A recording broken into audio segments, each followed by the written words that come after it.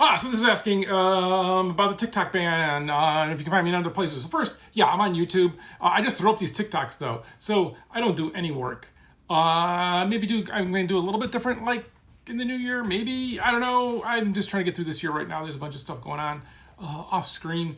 Otherwise, I don't really plan for the TikTok ban or not. I don't really care. I mean, you gotta look ahead, right? You gotta anticipate some things and worry about some things or others. Like, did you know when Elon Musk said he was going to buy Twitter and then he was trying to back out of it? I actually bought Twitter stock and then sold it because I knew he was going to be stuck having to buy it. Ha ha! But that was really gross money, so actually I gave it away to charity.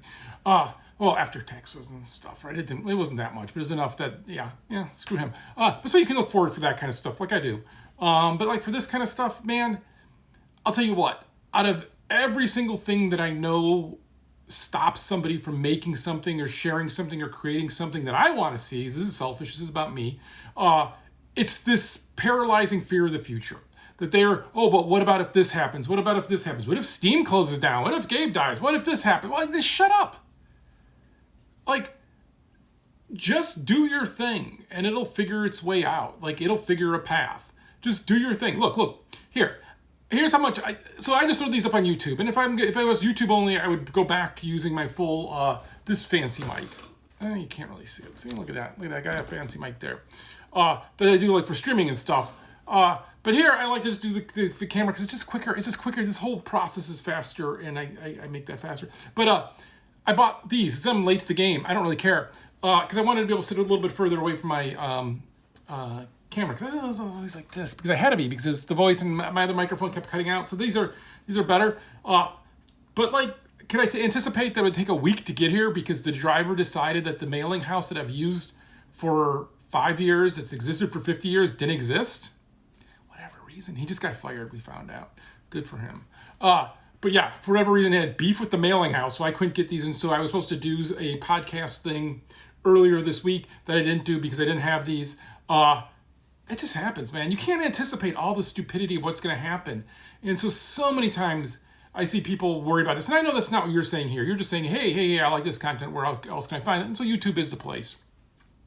There's a few things I don't put up on YouTube just because there's a weird vibe there on some stuff, like some stuff around Valve and stuff. Just gonna point out, because it actually happened to me on Blue Sky recently as well. If your entire argument to a point I'm making is, but you worked at Valve, you have no point. You understand that, right? Like, we were talking about, and I may do a video about it, about Deadlock, just because I had some questions for people, because I didn't understand some things. Because this is my thing on this video. That's why I like doing these videos, right? It's just not me telling you things and like lording over you and telling you how to feel and what gamers you should hate or game developers you should hate. That is a whole big market on YouTube I really do not like. Most of YouTube video game stuff is either developers who aren't really developers, they're just YouTube content creators. That's fine. Or accounts that just tell you why you should hate some dev. There's so many of those, and it's just like, really? You don't love games. Don't tell me you love games. Don't tell me you care about games. Don't tell me you care about preserving games when all you do is attack developers. Like, just don't. That's not what that's about, okay? There are some good people there, and I think I've blocked so many people that I'm finally, now the comments are actually good, and I have to figure a better way to respond to them. So some of this is me being lazy that I don't know how any of this works, and I am a classic example of just start doing it, because I don't know I want this until later, until I do it a bunch, but why buy a bunch of stuff ahead of time until you start doing it? So I just start doing things, and then I figure out what I like and what I think works. And I was going to do something new and see if that works. I'm still working on the game stuff. Wanted to talk about how do you decide how to add a sniper weapon to a game and some other design stuff. So like, that's coming. I just don't feel pressured to do more than one video a day. One video a day is a lot. But YouTube creators will tell me I should do 3 because that's like, so I never pay attention to the optimal way to do any of this. So I will get yelled at by people who tell me I'm leaving money on the table, but I don't really care. Yeah. But so yeah, I am on there. I'm also on Blue Sky. Blue Sky conversations are a little bit different. That's a lot more just with my peers kind of hanging out. I did not go to Blue Sky for engagement. I went to Blue Sky for other reasons. Which is really weird because you can kind of see that on Blue Sky. The people who are just still like engagement farming and posting weird stuff, and it just so out of place there, or it was, and now it's becoming what that place is, and now it's less interesting to me. Because yeah, if it took you losing engagement to leave Twitter, you're not a good person. I'll say that, okay?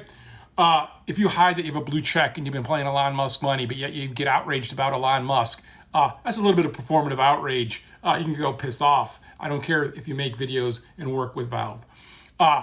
Like, there's a whole bunch of that on Blue Sky. That Blue Sky is now not the place I post as much as I used to.